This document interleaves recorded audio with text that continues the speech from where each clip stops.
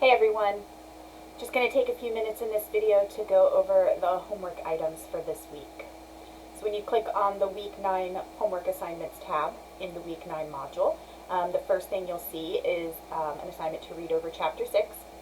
It is simply a companion to the analyzing argument lessons from this week, so use it as little or as much as you need to. The next item is, of course, the Week 9 journal, which is a follow-up to the Week 8 discussion. Remember, the Week 8 discussion asked you to look at the poster, Girls Say Yes to Boys Who Say No.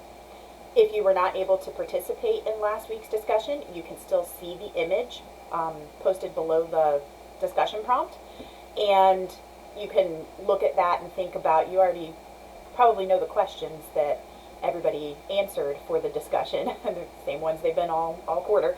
So you can go ahead and look at the image and at least think about, what your responses might have been, and then you can come back and watch the follow-up video and complete the Week 9 journal. Same 4 questions for the journal after you watch my follow-up video. Same questions you've been answering in the journals each week. So go ahead and get that done and try to have it submitted by Sunday night. The next item that you'll see listed is practice on rhetorical analysis. So remember, I had said in the weekly announcement that we're sort of turning our attention towards the final exam essay, since you're wrapping up things with the course project research paper. It's now time to sort of turn our attention to another aspect of this course. That course project asks you to use what you've learned in the course to help construct your own persuasive argument. You're the one making the argument and trying to persuade other people. Now we're turning our attention towards analyzing argument. That's what you're going to be doing in the final exam essay. So now it's looking at what someone else has presented and analyzing how they have presented their argument. Not responding to it, not getting caught up in our own opinions on the topic, not engaging with it. Literally just being very objective and looking at how. That's it. So for this assignment, we're going to practice that. So you're going to do it in a Word document. Of course, you can create your own or use the template that will be attached to the assignment instructions. But for this assignment, you're going to choose from 2 images that I've provided underneath the questions. The first option you have is a poster. Actually, I think it may have originally been a billboard from the Montana Meth Project. It's called Meth Not Even Once. And so you'll see the image, and underneath the image is a bulleted list highlighted in blue that tells you what the wording is on each section of the image, just in case it's not clear. So make sure if you choose that image that you're paying attention to that highlighted part there, the bulleted list, because that will help you.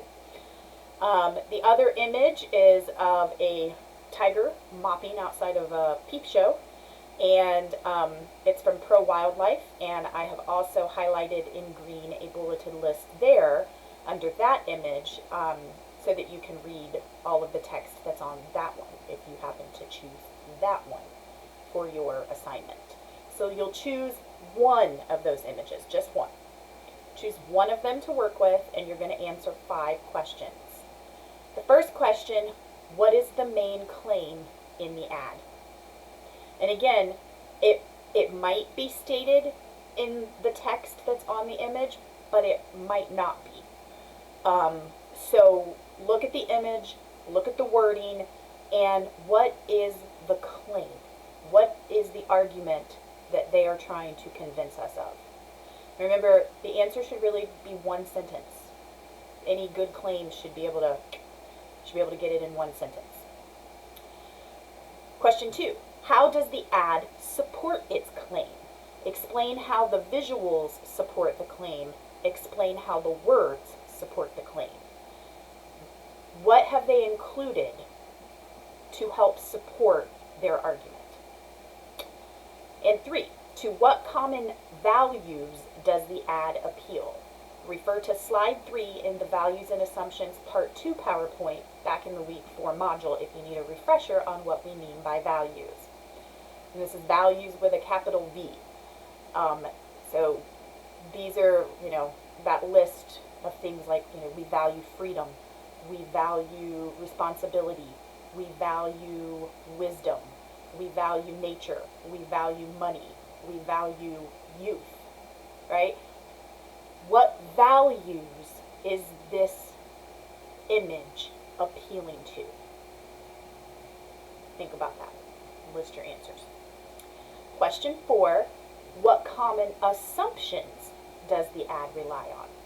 Remember, when we refer to assumptions, we're referring to things that the author or the creator assumed about us, the viewers. What do they assume we value?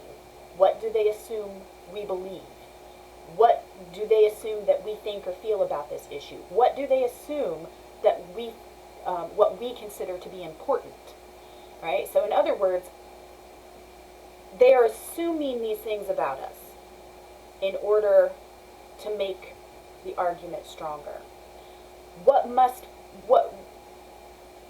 we feel or believe if we do agree with their argument? So think about that. Number 5, what premises, stated or unstated, would the audience have to accept before accepting the main claim? So this answer builds off of questions 3 and 4. The image is making an overall claim about an issue. But what are the smaller subclaims that are present in the argument, right? Basically, like, what are the subpoints? If you were looking at it as a written argument, in a written argument, we have our main claim in our introductory paragraph. And then in the body of the essay, we have smaller claims that we're presenting that build our argument, the strength of our argument, so that by the time the reader finishes, they will have understood how each one builds and builds and builds to the point where that overall argument is believable. So in this image, are there any smaller subpoints that are being shown, hinted at, suggested, that, when you put them all together, they lead to that bigger claim that the image is trying to make, right?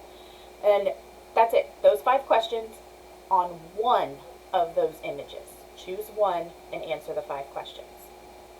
The next item you'll see listed under the Week 9 Homework Assignments tab is a reminder that Project Part 4 is due this week as well. It was assigned last week in Week 8, but you had 2 weeks to work on it, make your revisions, and get the final draft ready to submit. If you already have done all of that and you're ready to submit it, you can certainly do so early. Try your best, though, to have it in on time. If you will need longer, if you're not going to have it ready by Sunday night of this week, please get in touch with me so that we can come up with, sort of a ballpark of when you think you will have it submitted. I want everyone, not only do I need time to grade them so that you know where you stand before the class is finished, but I also don't want you to have to worry about it anymore, because I do want you to start focusing on preparing for that final exam essay. So Project Part 4 is due this Sunday.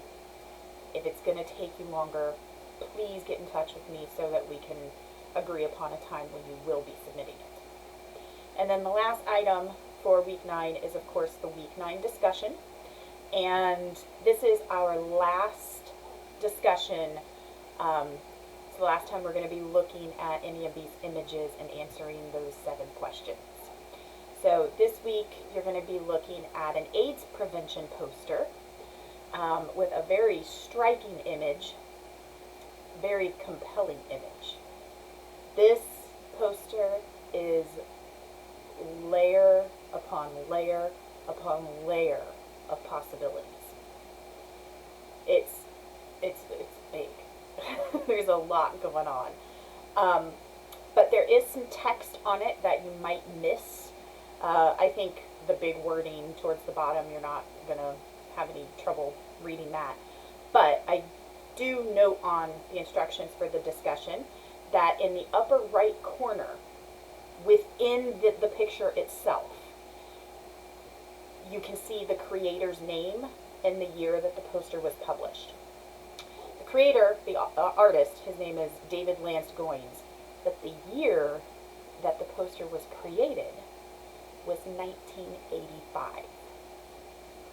And I will give you a hint. That year, that time frame, is crucial. It's a pretty important element to help you figure out what's going on in the poster, what the argument really is. Because like I said, it's layered. And what you might think at first might not be the case. So just keep working through it. Okay? Same 7 questions you've been answering every other week. Try to have your first post up by Thursday night. Respond to 2 classmates before the discussion closes Sunday night. If you have any questions about this week's homework or run into any technical difficulties, let me know right away. Otherwise, good luck on everything, and I'll be keeping an eye out for the final drafts of your argumentative research paper.